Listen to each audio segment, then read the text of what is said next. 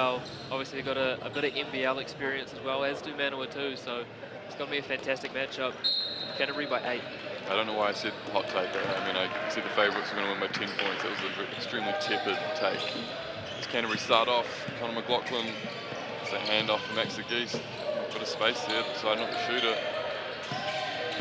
And they found, oh my God!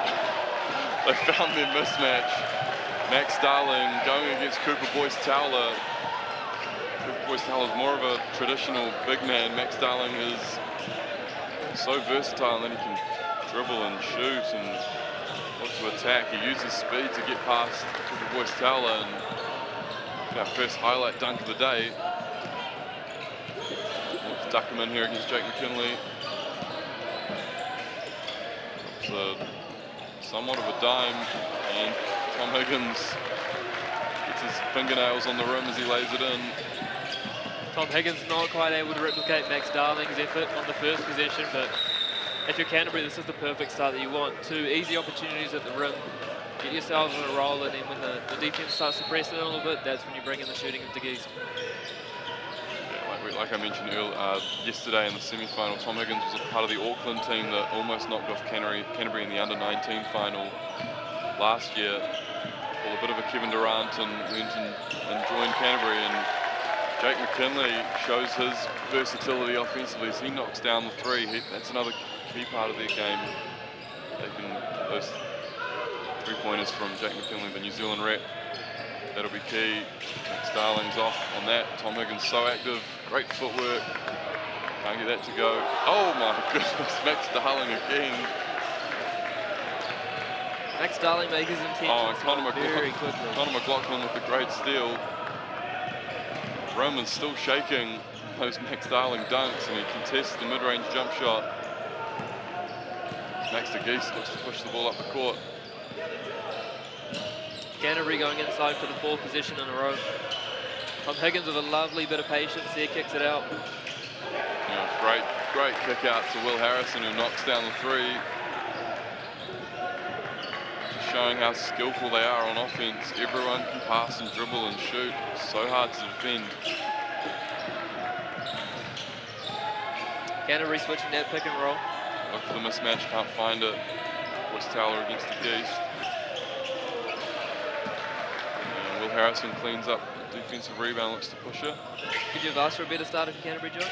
No, that's pretty much ideal, as Max Darling surely doesn't get a 3rd dunk in a row. Instead, he just gets the tip in on his own miss.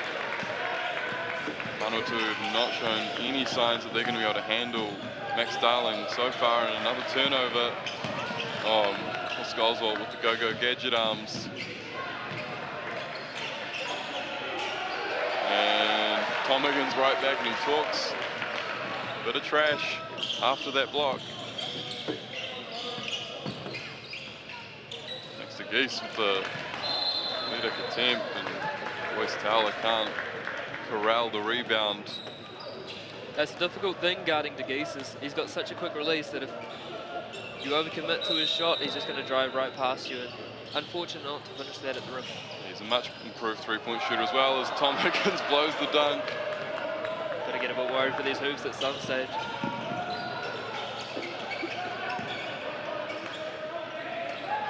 As Manawatu get the ball back into the hands of their point guard Matthew O'Connell, and that's exactly what they need, straight to the hoop. They're going to count the basket. They are. So, and 1 there for Matthew O'Connell.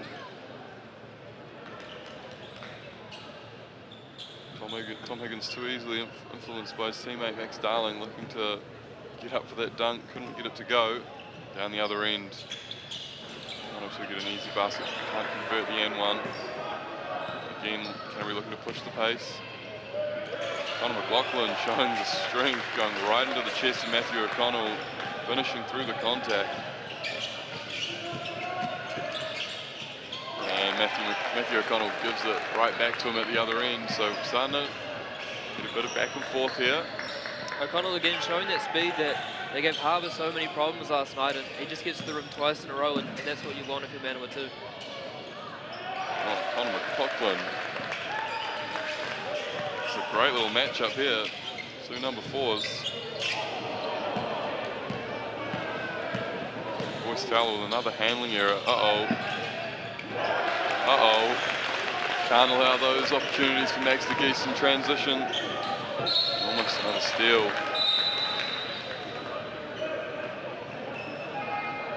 You're ecstatic right now if you're Canterbury. You're getting exactly what you want. 18 early points. It's not even halfway through the quarter.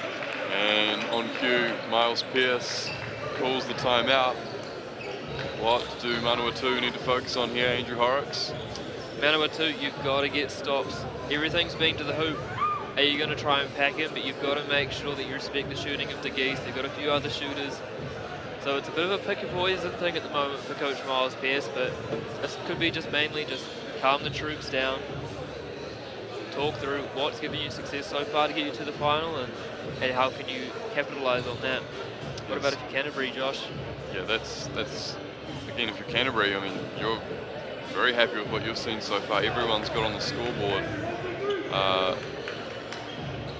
now, and Connor McLaughlin's shown the ability to go one-on-one off the dribble. Everyone has been aggressive off the dribble. At the moment, Manawatu isn't sending any help because they know the threat of the shooters. It'll be interesting to see if maybe they switch, like you said earlier, into that 2-3 zone that they've run for a lot of the tournament. It'll be interesting to see what Coach Miles Pearce decides to go with out of this timeout.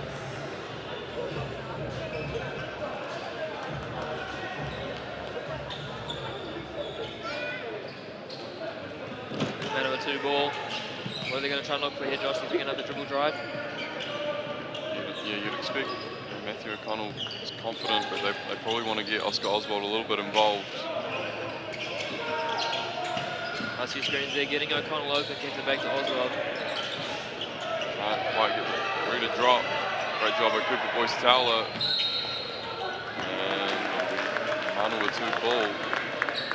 Nic Wenmoth is checking into the game for Canterbury.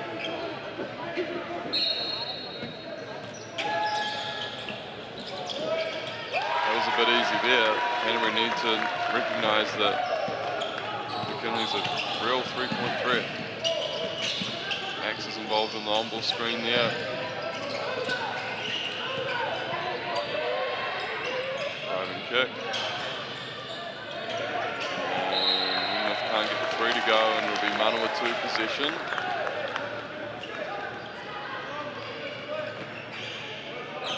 Canterbury, that's what you want. Just keep rotating the ball around, trying to get your shooters open, getting good shots, and they should keep falling as they have done early.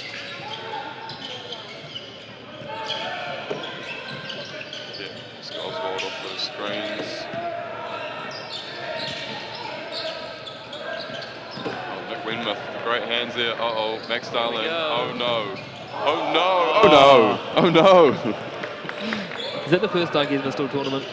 Potentially. That might be the first shot he's missed. There's 2 missed dunks now for Canterbury. As cool as a dunk is, for momentum purposes, you've given up 4 free points there, and Manawatu bringing the score back to, bring the margin back to 5 points with that 3. Exactly what you want if you're Coach Miles Pearce. 2 threes early. Canterbury haven't capitalised off their 2 possessions so far, so you've brought it back to a 5-point lead. As Darling goes to work. Oh, he is tough going to the rim. Great footwork. He was nice and patient, seeing if there were any options, any teammates open to pass to, but saw that he could go one-on-one. Great strength there from Matt O'Connell. Pushes in the side. Catches the ball with his rear end, but it manages to end up okay for Canterbury. And got ourselves a 5-point game again. This drive from Max De Geest, and he gets the nice little floater to drop in. Probably an underrated section of Max De Geest's game is his drive options. Obviously last year playing second fiddle with Quinton. Didn't quite get those opportunities, but this year so far he's been allowed to do a bit more. Yeah, and as we see Tamafama Silly knock down that 3, he'll look to get himself going. But yeah, Max De Geest has added that to his repertoire. He's always been a knockdown three-point shooter throughout all the age groups. Oh my gosh, he is so hard to defend, Max Darling.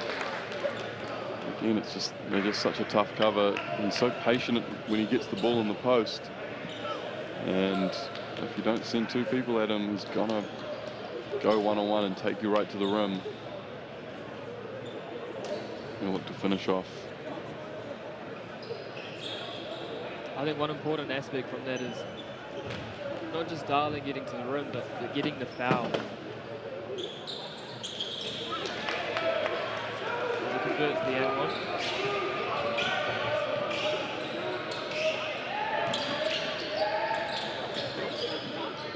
And a little bit of a zone here from Canterbury. Nice little pass, getting McKinley with the fall away, can't get it to go.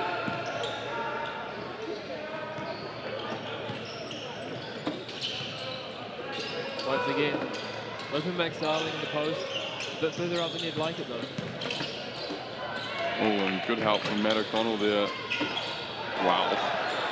The dexterity on that finish. Max Darling hung in the air and got the ball away from the defense. Matt O'Connell can't get the layup to drop.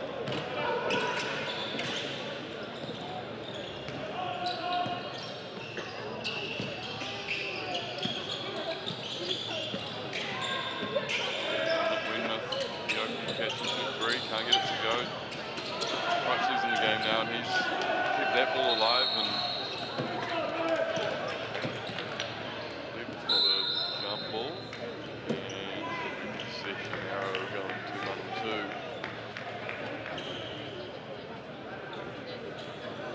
As we see Jake Hollis checking the game as well as Lockie Scott. Lockie Scott was massive off the bench. Semi-final win against Harbour yesterday. Manawatu will be looking at some energy boost for him. Off the handoff. Can't quite get that to drop.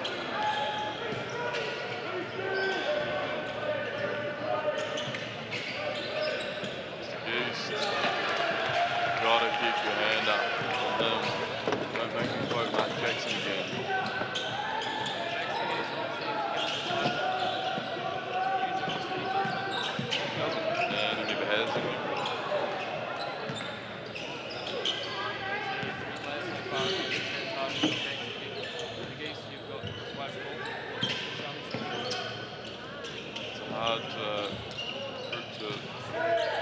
Elite group to be a member of.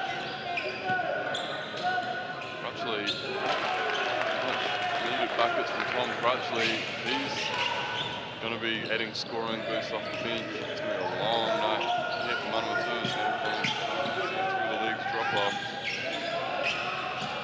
Nice little pass. Scott doing a little bit too much energy as he wipes his hand across Harrison's face. He's called for the foul. It's been a nice free flowing this quarter so far though. Only 3,000 both teams playing clean basketball and getting up and down. Yeah, it's good to see. Again, crucial possessions here for Manawatu. They need to get some stops here. To get good looks down the other end. Of course, the turnover from Will Harrison. He gets the ball back in the corner. Can't that to drop, and Oswald will look to push. Look for a two for one opportunity here. Ooh. Delicate left-handed pass to the corner. Unnecessary turnover there from Matt O'Connell. Timeout taken there by Canterbury. Interesting to see what Mike Dickel draws up here.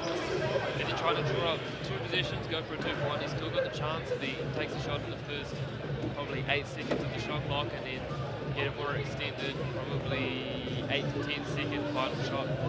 Yes, you'd think for Canterbury it would definitely be quick on-ball screen to try and generate an advantage and a chance to either get to the rim or find a shooter for a quick score. Then the plan of attack will be to get a stop and then try and get the last shot of the quarter. If you're Manawatu, maybe you want to try and employ something that will slow down Canterbury offensively a little bit, maybe maybe a bit of a press to just try and make them take their time, bring the ball up, and maybe settle back into a 2-3 zone or something, just to throw a different look at Canterbury, make sure they can't get that quick shot off that they're probably going to come out with here. So that's probably what Miles Pearce is talking about in this timeout. It'll be interesting to see what we get here.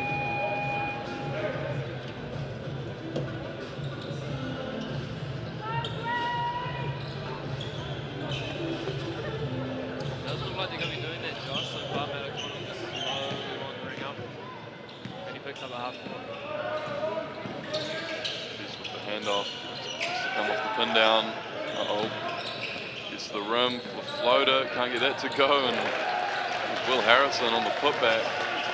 Might have been Nic Wenmoth. The box out of the Manawatu. Anyway, the shot wasn't quite quick enough for the 2-for-1, so we last shot here for Manawatu. Canterbury there sitting in the 2-3 zone. Pass was tipped there. So 5 seconds left on the clock for Manawatu to try and get a good look here.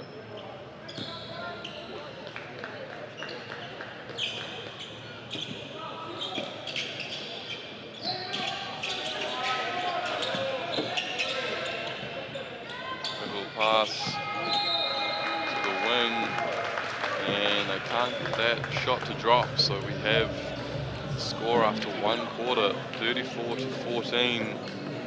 So they'll need them to come up big here. Will Harrison will push off. Will Harrison momentarily forgets how to dribble the ball, but manages to come out of it all right. And they look for Tom Higgins in the post. He hits Max De Geest, can't knock down the open look.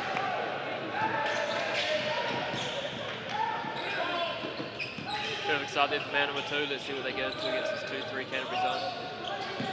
That's a very open look for Oscar Oswald. You can't afford to give him that. And that's the energy boost that Manawatu needed as they bring the score back to 34-21. Bit of great coaching there from Josh in the commentary box. They needed to get Oswald going early and get us a 3 on the first position. Well, that is some good coaching.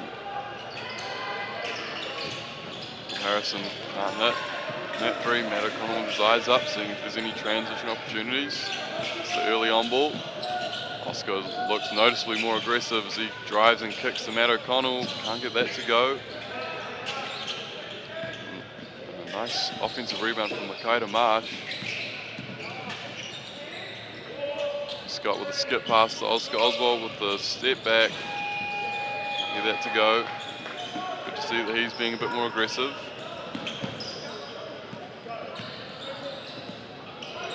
Again, they're looking to score out of the post or create out of the post, and Higgins can't get the initial shot to go, but he gets the acrobatic tip on the offensive rebound to put it back in. He's an absolute handful down there. Scott. 3 to go.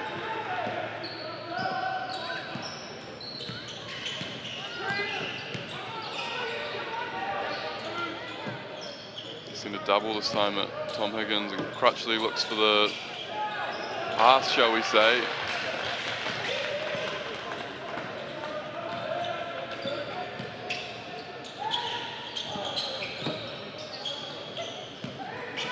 See Manawatu working the ball back round. Get the dribble penetration. And it looks like we've got a kick ball violation there, so Manawatu ball, and should be a reset to 14 as Max Darling re-enters the game.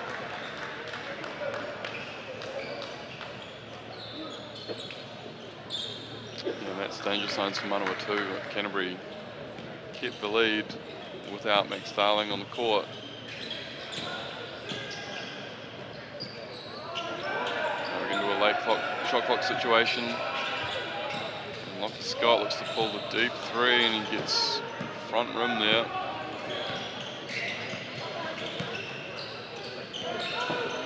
Send a very early double there at Max Darling. Now he's 1-on-1, and a great job there. Jacob Collis blocked Max Darling's shot. Great double team there by Manawatu, and I think the most important thing they did there, Josh, is not only did they double the ball, but they did it effectively where he couldn't see good options out of the post and find open shooters on the weak side. Lockie Scott did a great job of doubling and then going back and stunting and just trying to make it as difficult as possible. So Tom Whamasili can't get the 3 to drop from the corner. And potential transition opportunity for Canterbury here as Max Darling brings the ball up the court.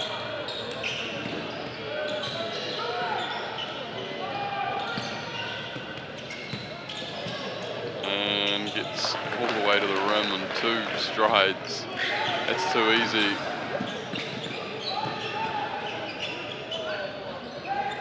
Great look there by Max Darling. Not many defenders that can stay in front of him one-on-one in this age group. Nice little pass. Collis can't get that to go, but he gets his own O-board. Finishes the much more difficult hook shot. It's that one to go.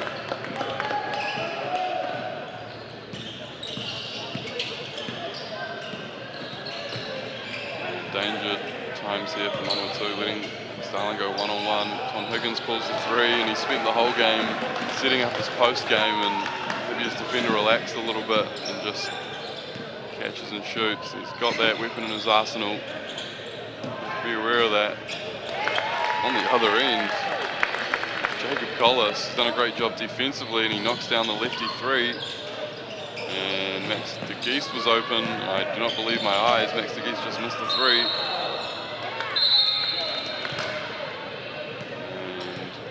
And turn over there.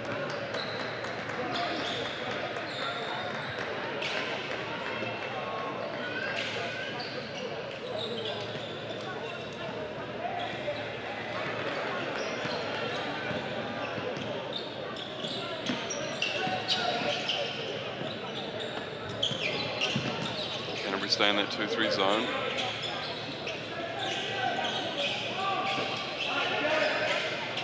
Oh, Dirk Nowitzki fade away.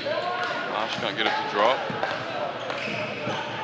If you're Manawatu against the zone, you probably want to rotate the ball a little bit quicker.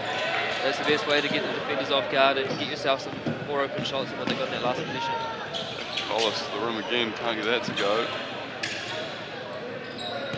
Geese looks to push it. Great pass and cut. Kurt Feneon in the game, couldn't get the offensive rebound there. And Collis can't get it to go.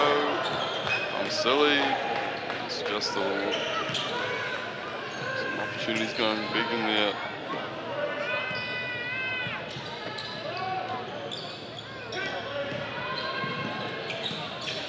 Yikes. Max Darling. You're going to gamble on that pass. You cannot miss, really. You need to get that steal, because otherwise you're giving Starling a wide open dunk. And that's a high value shot. Canterbury doing a fantastic job with Darling using a little cross screen from a guard just to get him a little bit more open for that entry pass. So it's up to Manawatu how they're going to defend that, because switching and just putting a guard on him is not going to work, Josh. No, he's a matchup nightmare for a guard down on the block there. So if you do switch that cross screen, it's really not going to lead to an ideal outcome, you'd think. For it again.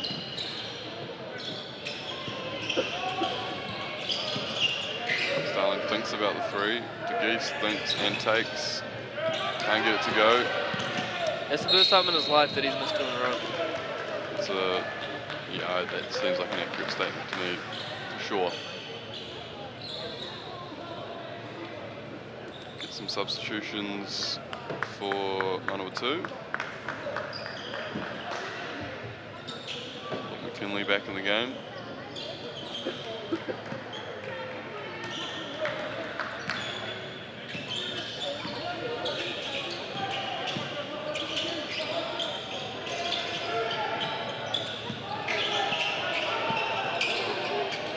Nice steal there from Max De Geest.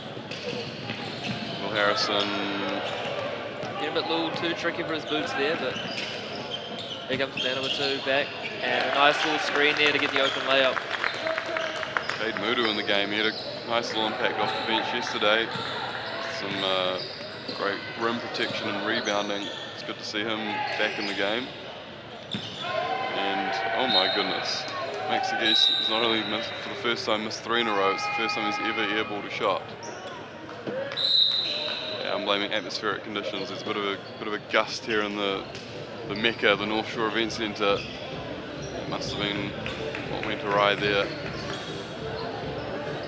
Someone will need to rush off and tell the NSEC staff to turn the fans down, because you do not see that very, very often, as we see Manawatu now take a timeout. Miles Pearce, you're going to be a little bit worried. You're down 16 in the first half. Canterbury hit their strides early. They got themselves a nice lead. Manawatu, they can't relax. They've got to keep finding ways to pull back into this.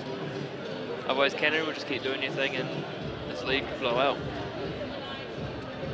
Yeah, and if you're Canterbury, again, just trust everything that's got you this lead. You know, you've got such a skillful offensive team, and you know, you've got those guys coming off the bench adding that energy and rebounding and all that stuff you need to win a national title. You'd think they'd be looking to go for the jugular here. Keep pushing the pace, keep spreading the court out, keep being aggressive, driving kick, and also keep looking for those mismatches on the post as well. Max Darling's been really effective out of that, as well as Tom Higgins, so interesting to see what Canterbury goes with here.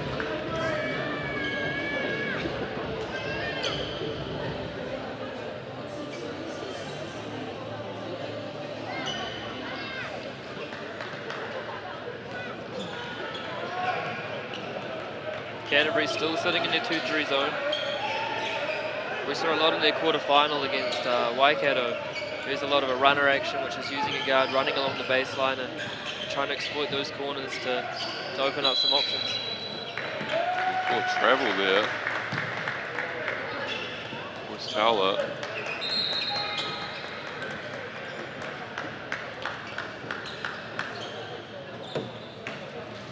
See point guard Matthew O'Connell back into the game. He's been a big part of this team, so we'll see what impact he can bring on in the last 3 minutes of this half.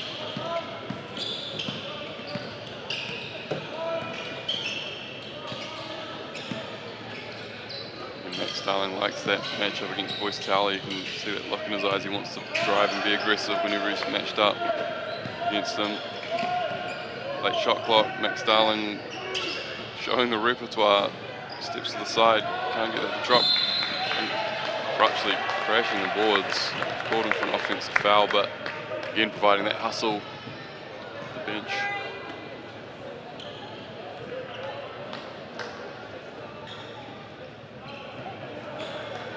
Both teams still have one timeout left in this half. Might wait and see if they use it in the end of the half just to get a nice little push back into the second half of this game.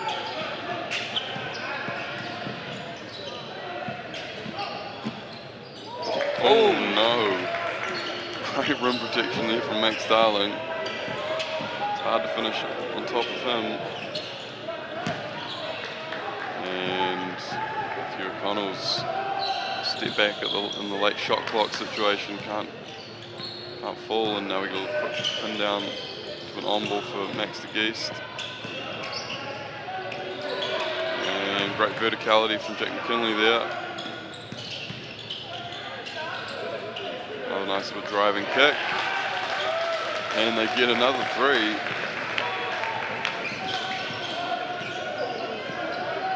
It's Kurt Feneon in that last play, and Boyce Towler muscles at home.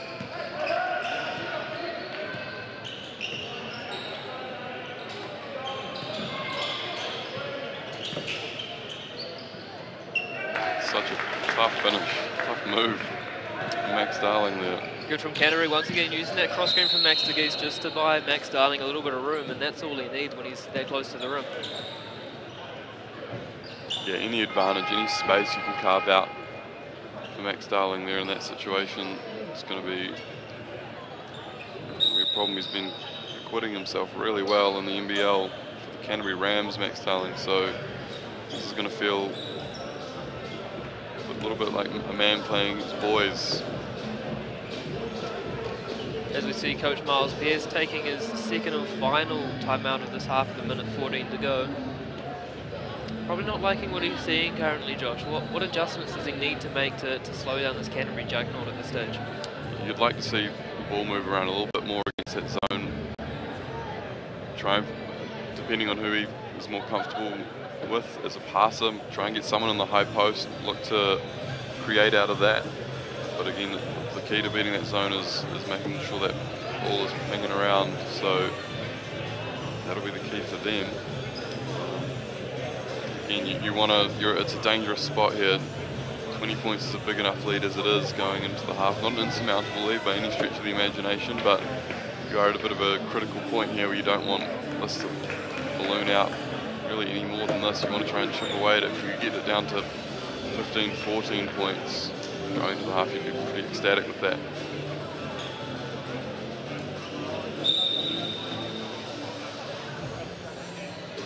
Miles Pearce making sure he gets the maximum time he possibly can out of this timeout just to rally his troops.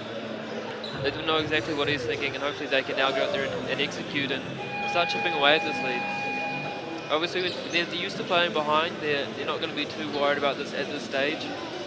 They were down double digits against Harbour last night in their semi-final and still clawed back, so he knows they've got it in them.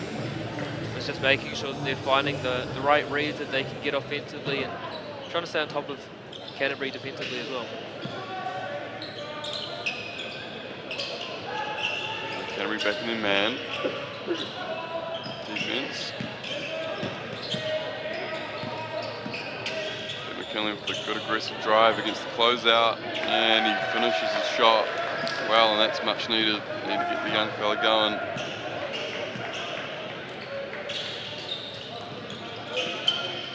And cross screen again. Oh no. Oh no. You cannot allow Max De Geest to get that open. They tried to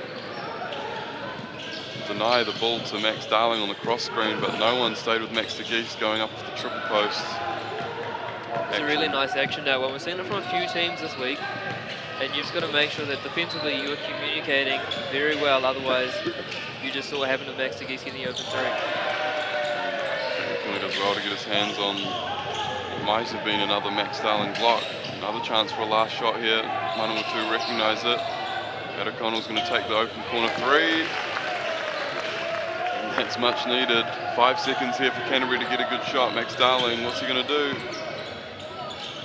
Finds Crutchley in the corner, and that won't drop. 2-3 zone for a lot of the tournament, but haven't employed that to great effect yet in this game. Anyway, it'll be interesting to see what Miles Pearce has drawn up to start off with. Try and get that three in the corner for O'Connell. Oscar Oswald with the and-one. Much needed to start the half. Larry Bird himself taking it upon himself in that first position.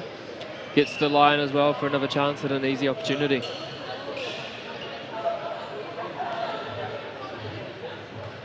One of the all-time terrible player comparisons by Connor O'Fee.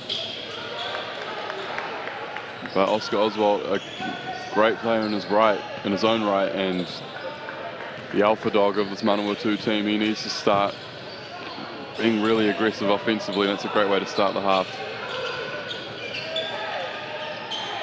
And we see Manawatu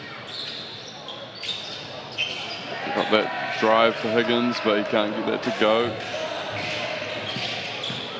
Connell aggressive again with the floater. Perfect start here for Manawatu. Back-to-back trips, back-to-back scores and a stop. So if they get a stop here for Canterbury, they feel like they're right back in this game. Max Darling casually brings it over and almost gets an 8-second violation. Great job by Jake McKinley staying in front. Max Darling muscles it up, can't get it to drop, but that was a great job defensively by Jake McKinley, keeping his chest in front and taking that contact. Tamafama certainly looks to drive and be aggressive. He can't get that to drop. Max Darling rips it away from him and looks back at him as if to say, how dare you try and outmuscle me. Like candy from a baby. Subs here early from Canterbury. Never really understood the saying, take candy from a baby. It's like, why would anyone even do that? It's a bizarre euphemism. Maybe we'll save that for the end of the fourth quarter. It's Max De Geest, I believe, knocks down the three. It may have been called a two. I've got a foot on the line.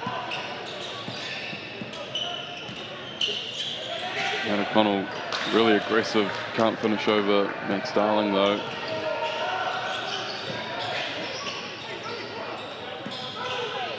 And Manawatu temporarily forgot to guard Tom Higgins. Great help from Cooper Boyce-Towler. Tom Higgins was much more open than he anticipated when he first caught the ball and eventually realised that he needed to take it to the hoop. Great help defence from Cooper Boyce-Towler, but Higgins stays with it. We'll go to the free throw line. Canterbury going back to what gave them a lot of early success in the first quarter, just going straight into the post, going to Higgins and Darling and seeing what they can get out of that with a bit of weak side ball, big weak side player movement.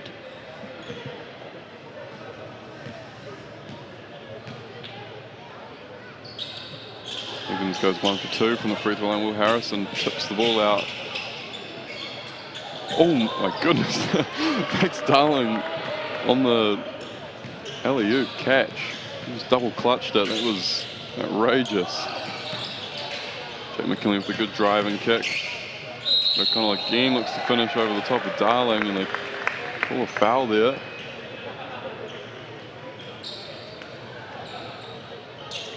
Great move, but there again by O'Connell. Definitely probably the quickest guard that we've seen this weekend, and if people can't stay in front of you, just keep going to the hoop. Yeah, he's lightning quick. He's just able to get into the paint at will. It's tough finishing over Max Darling, but he did well to draw the contact that time.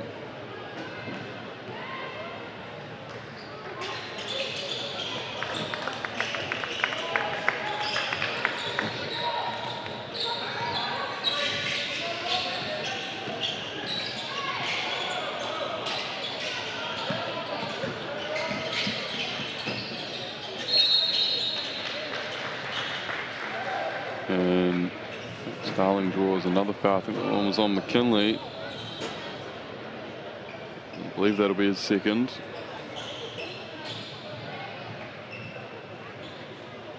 Both teams will be pretty happy, Josh, with their foul situation. Neither team seems to have anyone in any bad trouble, so it means you can go through your usual rotations and you're not hindered by that moving forward into the fourth quarter. The only person in foul trouble is Connor McLaughlin, the point guard for Canterbury. He has 3 fouls, but yes, other than that, everyone's just on 1 or 0 fouls.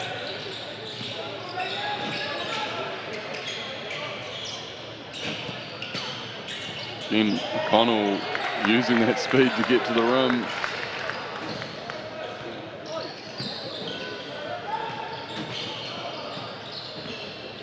O'Connell, very reminiscent, of course, of Canterbury coach Sparky Dickel, very renowned for his speed and getting to the hoop easily. He's an absolute legend of New Zealand basketball, Sparky Dickel. Greatest point guard of all time. That's not even a hot take.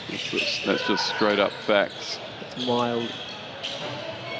Another tepid take from me, and Manawatu can't get the corner 3 to drop.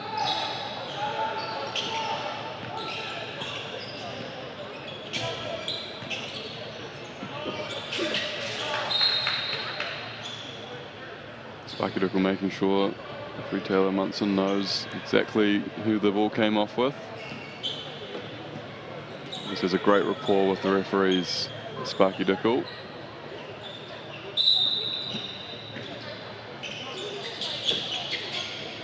Max De Geest was pretty open there for 3. Can we get it to him? And foul's called. He was on Tamafama Silly. But unlucky I felt there, Manawatu. I thought they did a good job of walling up and not giving De Geest anywhere to go. I think Famasili just squared his body the wrong way and took the contact in his shoulder instead of the chest. I think that might have been the issue. And O'Connell gets the steal. They call him out of bounds.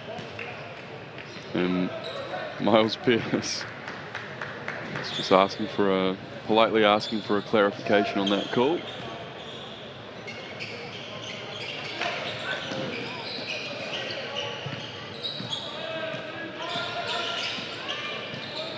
Another foul almost by Famasili. Darling looks to go up. Just careens into the defense. And they've called a foul, I believe, on Lockie Scott.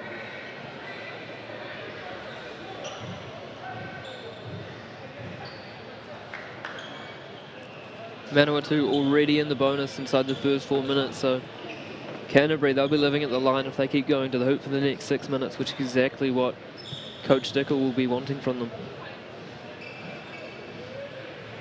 Yeah, so dangerous when he's worked so hard on that shooting. When you're such a magnet for contact around the hoop, and then you can go and make the other team pay at the free throw line. I've cursed him. most of the time go make the other team pay at the free throw line. That's so effective. Max Darling makes the Geest with a great shot fake, can't get it to fall. Oh, and referee draws the N1, and a foul's been called on, I believe, Oscar Oswald. Looked like he had his hands all over Max Darling on that last play. Referee Duran just trying to get a part of the action there, make like he feels a part of it.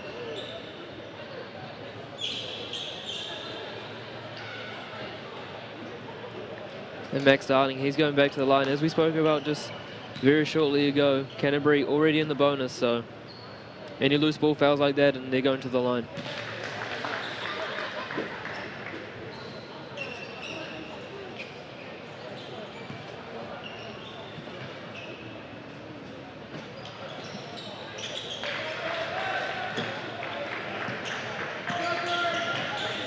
And that free throw takes the lead out to 19 now.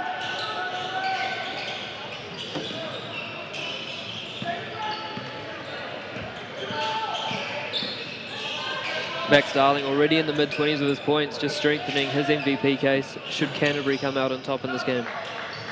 Strong defensive rebound there.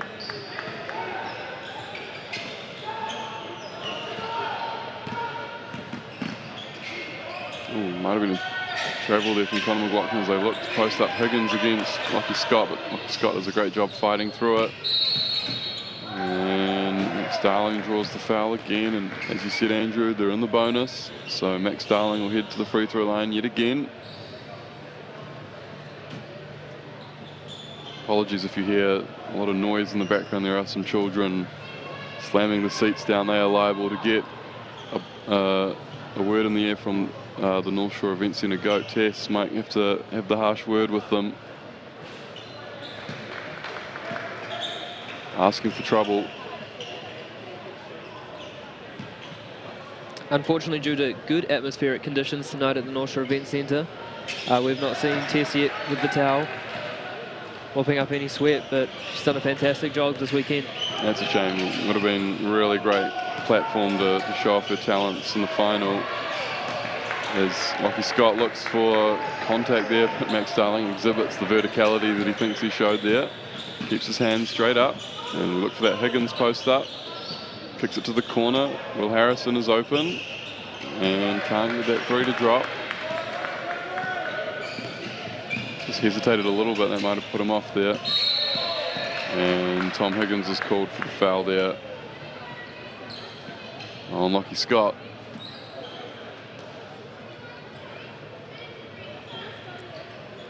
Miles Pearce just making sure he gets his point across to the referee.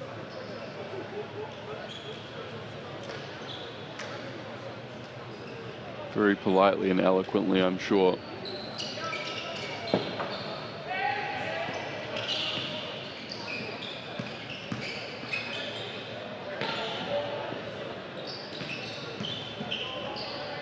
Scott with a nice drop off. Again, if he can keep inserting himself, giving that energy off the bench, Oscar Oswald gets hit on the screen there. And Crutchley can't get the layup to go. Connell pushes in transition. And that's too easy. Easy. It was a pretty tough shot, to be honest. Well, it was deflected by Darling onto the backboard, but shooters roll there and just go straight into the hoop. A really poor foul down the other end to send Max De Geest to the free throw line. Well, that's the worry for Manawatu, is you're trying to be aggressive, get yourselves back into the game, but if you're over aggressive like they were there, the referee's going to call you and Canterbury just goes straight back to the line. Yeah, that's not the way to get yourself back into the game. Max De Geest was a great free throw shooter. He said it after the free throw, so it doesn't count as a curse. Please go in.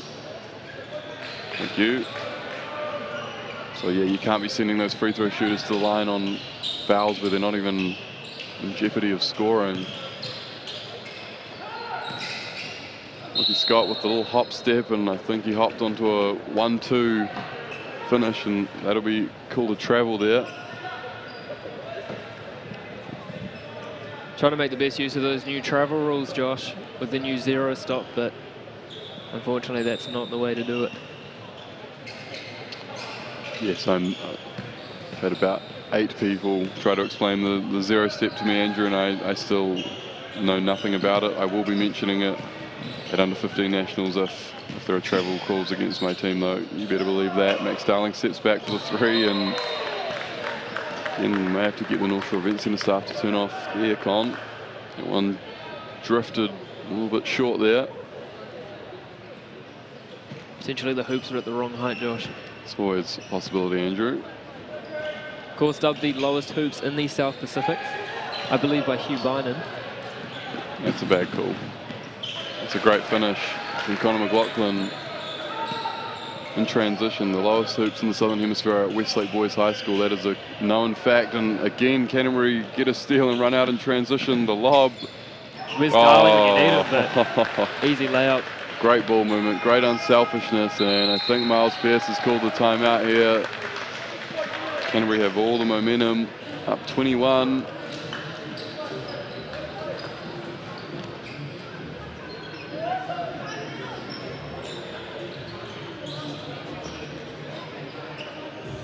So again, Andrew, if you're Manawatu, what's the message from Miles Pearce? Are there specific adjustments you need to make, or is it an attitude, an effort thing? What is the key topic of discussion in that timeout?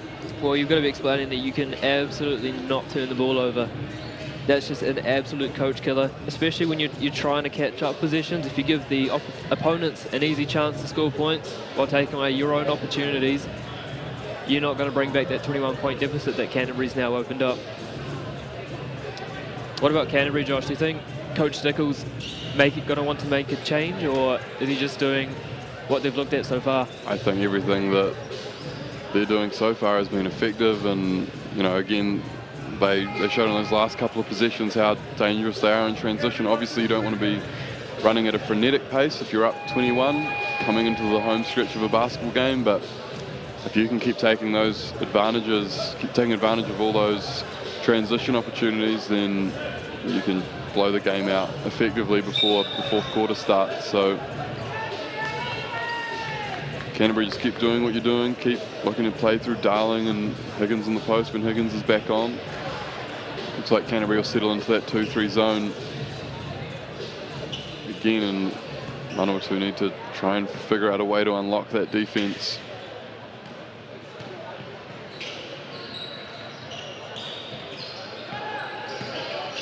To get that on ball for Lockie Scott, and nice little finish with his strong left hand. That's just the tonic if you're Coach Miles Pearce. Straight out of a timeout, straight into a score, and another just coach killer of a foul there, away from the ball, no threat of a score, and you're in the bonus and you're sending Canterbury, a great free throw shooting team, to the free throw line again. That's where the grey hairs come from, Andrew. Well, we're seeing none currently on Mark Dickel. And you never will. The man does not age.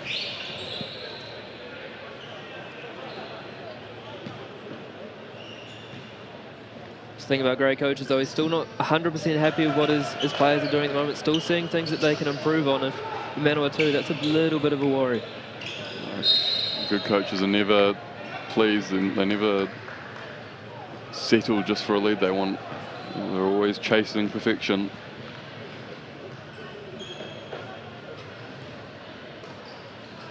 He knows how good his team is. He'll want to win by more than this margin that they currently have. And again, Manawatu can't keep turning the ball over. Connor McLaughlin with a great pass, and it was Nic Wenmoth on the acrobatic finish.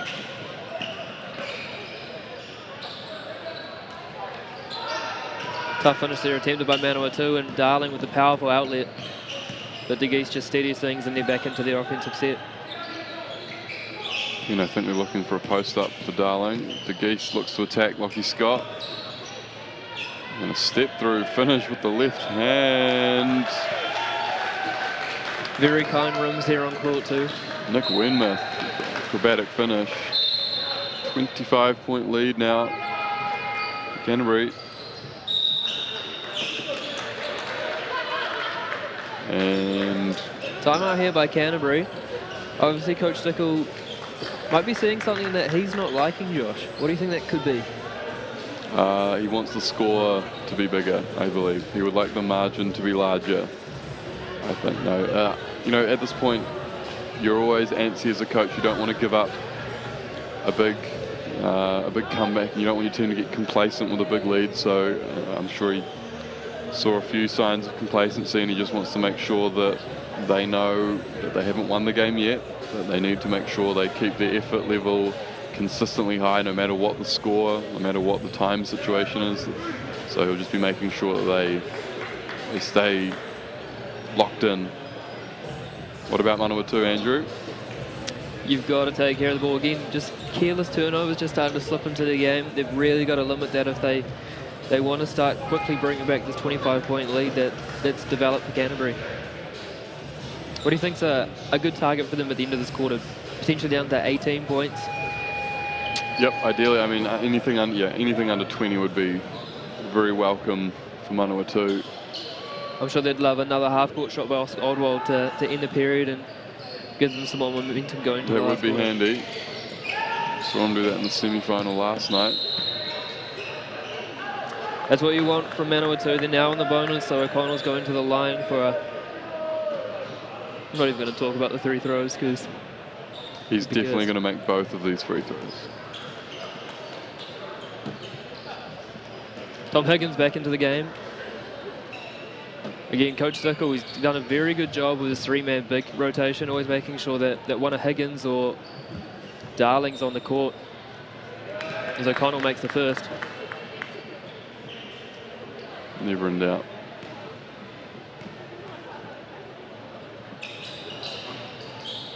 Never in doubt. O'Connell makes the second, so there's definitely no curse coming from us. No, we have no. It's almost as if what we say has literally no effect on the basketball game that we're witnessing. It's incredible. It's incredible information. As Max De Geest with the lovely drive to the corner and then the relocation, the aggressive drive, and the ball slips out. 5 seconds left on the shot clock. Great ball movement from Canterbury. Crutchley to the rim, and a foul on Cade Mudu. If you're a coach, especially Coach Dickel, you've got to be fantastically happy with that ball movement. I mean, that's what any coach wants, just moving the ball around, being unselfish, and giving up good shots to get an even better shot. Yeah, that's a sign of a well-coached team, being able to not settle for a good shot, always looking for the best possible shot that you can get. And you know, there were a couple of times where Max De Geest could have just shot that, but he drove and he found that person who was really open, and that's great basketball. As O'Connell comes away with the defensive rebound, he kicks it ahead. And one. Tane Evans with the and one in transition. NBA continuation.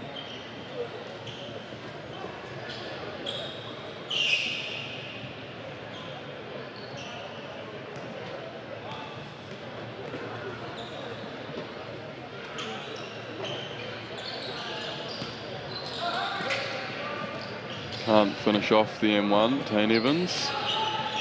Again, stops the order of the day here for Manawatu.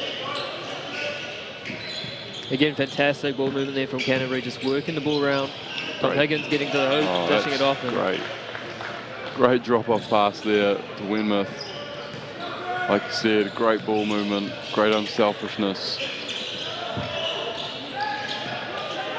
Canterbury still sticking with that 2-3 zone. Coach Dickel very happy with what it's giving him. And turnover. Want to run in transition here. It's a 5-on-4. If you can recognize that, you can get an open look. Just a little bit too late. Slowed the ball down. It's a shoulder fake for Max De Geest. They find the open three, and that may be an early dagger. It's a 27-point lead now for Canterbury. Scott looks to answer, can't get it to go. Chance for a 2-for-1 here. Canterbury, if they want it, they might just look to get a measured shot attempt. De Geest is going to go 1v1 against Scott.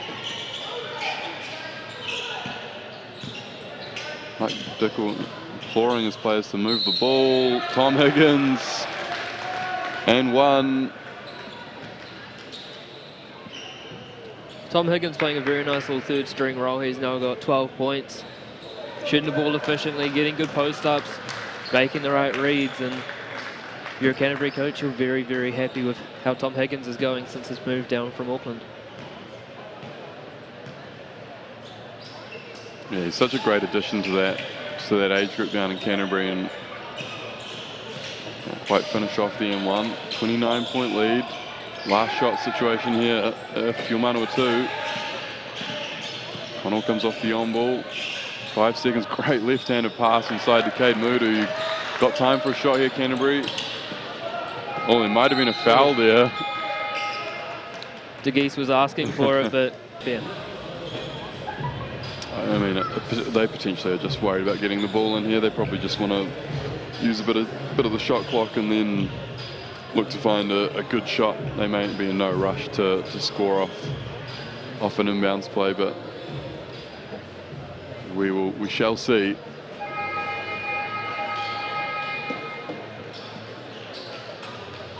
Last year in the under-19 men's final, we had an unlikely comeback from Canterbury, who were down almost 20 points going into the fourth quarter. Can we see a repeat of that this year from Manawatu? Hectic in that zone. Yeah, Manawatu back in that 2-3 zone that gave them a lot of success early in the tournament. Let's see if they can generate something here, generate a bit of disruption for Canterbury and get themselves on a run early, which they're going to need if they're going to make some noise in this fourth quarter. Yeah, that was great ball movement from Canterbury, but Manawatu managed to force them into the turnover there.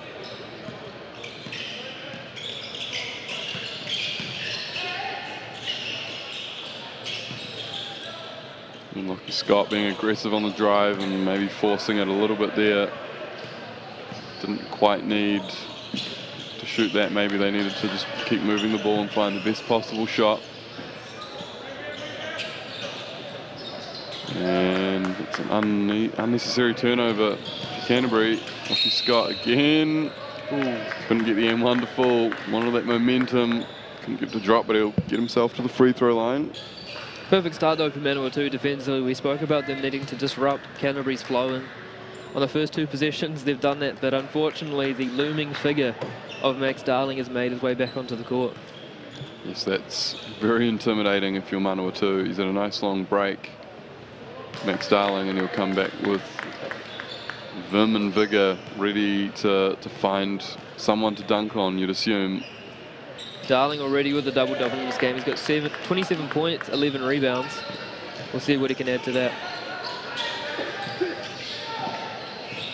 Of course, he had 27 and 12 in the semi-final. A couple of rebounds might have been missed by the live stats crew, but still a very impressive game from him. It's a mismatch there. Lockie Scott was guarding Max Darling, and Canterbury instead settled for the long Max De Geest three. And Canterbury will keep possession. 12 seconds left on the shot clock.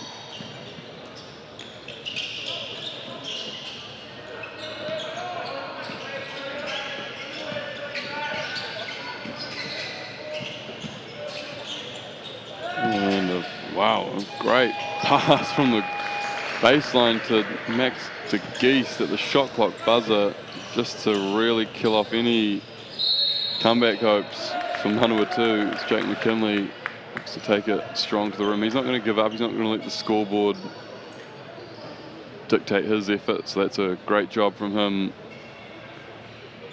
looking to get to the rim.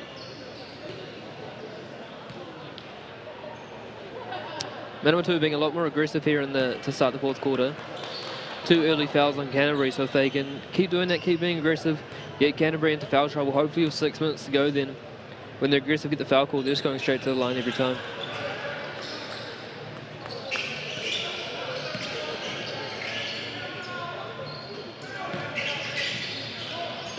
So a bit of a hard-court press there from Manawatu, and it almost gets the desired effect. Well, 8-second violation, so they do get the turnover.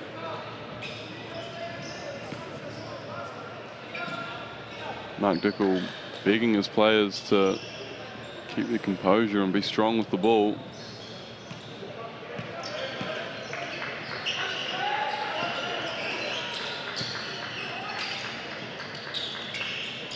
Scott looks for the 3, can't find it, and turns the ball over. Had O'Connell wide open in the corner, but just didn't see him. Great finish in transition. I think it was Connor McLaughlin.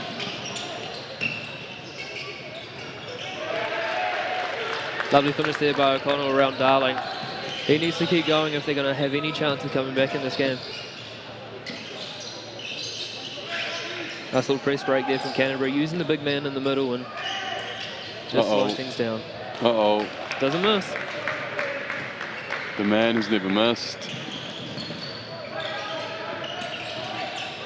Great look off pass from Tane Evans. Lockie Scott couldn't get that to go.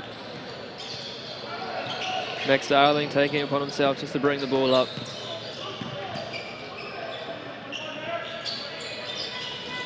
They've done a fantastic job, Canterbury, of utilising both the low post and the high post, giving different locks for their guards and creating open shots. 3 seconds on the shot clock. You'd hope someone recognised that Connor McLaughlin does, and almost gets the shot to rattle in. Kick ahead pass from Lockie Scott. And Max Darling with the stuff at the rim. Darling let him have the last opportunity, but he wasn't going to have that happen 2 times in a row. Open man in the corner, sees him, and straight back to Tom Higgins. But uncharacteristic there from Darling, a bit casual. And they turn it over again. Ooh. Max Darling was streaking to the rim. And Max De Geest was open. Somehow the ball did not go through the hoop. Don't quite understand it.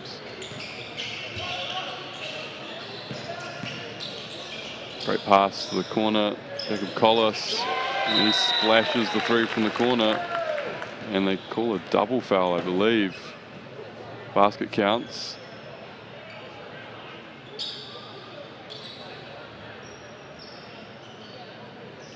Call the foul on Tane Evans for Manawatu. And someone else for Canterbury, not sure. It will be Canterbury ball from the baseline. The score at 91-65 with 6 minutes to go here in our national final. Looking for a trap there. Nice composure from Canterbury.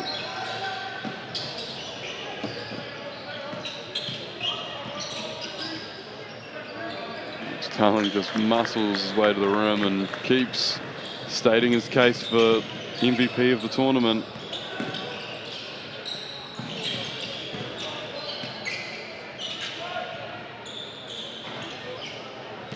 O'Connell can't get that to go. Jacob Collis with a great effort.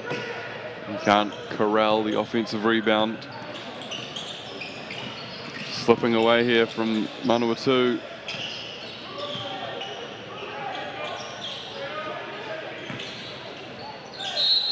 Again, just fantastic patience from the Canterbury bigs. Tom Higgins didn't like what he saw around him, just took it upon himself to go to the hoop and gets the easy foul call. So he's going back to the line.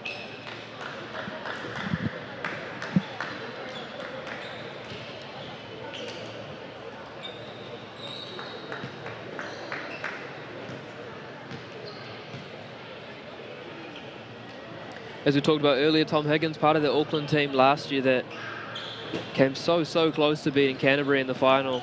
A spirited comeback from Quinn Clinton brought it back, and this year looks like he's going to be going one better.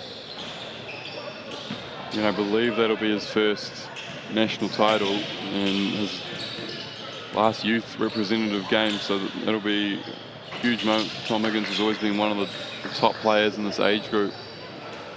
So much deserved first national title for him.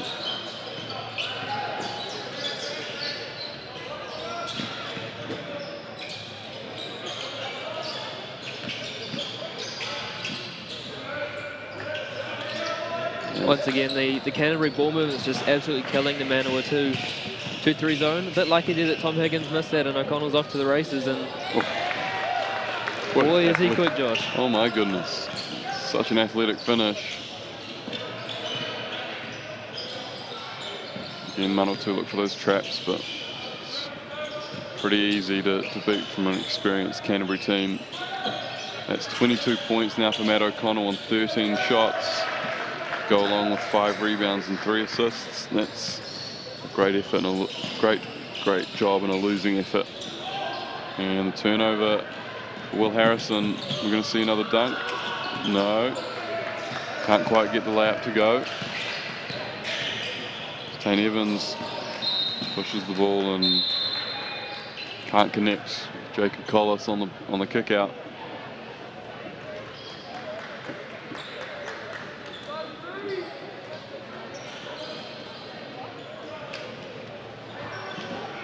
I think we're about to see Max Darling take another well-earned rest.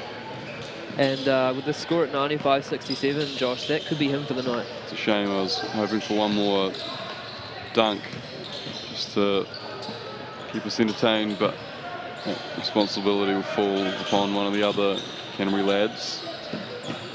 Wenmoth, book it from the corner. That's 3. Well, you know what they say, Josh, a dunk's only worth 2 points. Do they say that? I don't know if I've ever heard anyone say that. It's very... Of course it's only worth 2 points, Andrew. Sure, it's a bit of a Jeff Van Gundy-ism. Pretty cool though, eh? Dunks. Yeah, very good for creating team momentum, and when you got those 2 early ones at the start, it really set the tone from Canterbury, and they've just kept that rolling the entire game. Those 2 dunks won Canterbury the game. Hot take from Andrew Horrocks late in the piece. O'Connell with the spin, cementing his name in the tournament team, you'd have to think. Don't quote me on that. Of course, don't forget to stick around with us after this game. We will have the national champions Canterbury. They'll be cutting down the net. We'll have medals for the 2nd and 3rd place teams from the men's and women's, and we'll also have the naming of the tournament teams, of which Josh has called Matt O'Connell will be a fixture of that. It's a lock, even though I have no idea who is going to be in the tournament team. It's a lock. It's my hot take.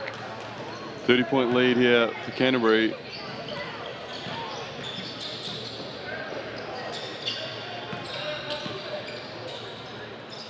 So just on those awards, Josh, I've also got the MVP of the men's and women's. I think Charlize has locked it up for the women's. Is it Darlings for the men? Hot take, giving Charlize the MVP. For mine, it would be Max Darling. He's shown that he's the dominant player of this age group at this tournament, and really has shown the class that he has, and he's exhibited in the NBL against grown men this year. There's a little turnover there for Canterbury. Jacob Collis again getting involved. Oswald looks to hit the 3 and he splashes that home. Been very, very quiet today, Oscar Oswald, uncharacteristically. Only has the 9 points so far, so a bit of an off day from him. Yeah, Canterbury did a good job keeping him in check. Maybe he could have looked to be a bit more aggressive. Canterbury hit another 3 just to throw salt on the wounds there, and it's great to see Max Darling and Max De Geest getting hyped for their teammates on the bench. Well, of course, Canterbury had 53 at the half. They were predicted to get 106, and it looks like they're going to end up with that, Josh. So, once again, another fantastic job by Canterbury in the second half, just to not let up and keep things moving. So you were about to say that was a fantastic call by you, I thought. We all know I don't make fantastic calls on these things. No, we are well aware of that. Collis again on the D-board. We are under a minute to go. Canterbury will be your national champions.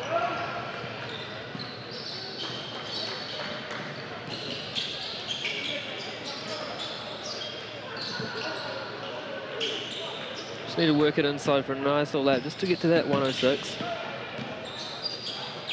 I will be livid if it happens. They had the opportunity for it, but terrible call from you. Sadly, only 51 points this half from Canterbury. As Oswald goes to the hoop and gets the foul call, he won't be going to the line though. That'll only be Canterbury's 4th foul. As Miles Pearce looks like he's about to bring his bench on.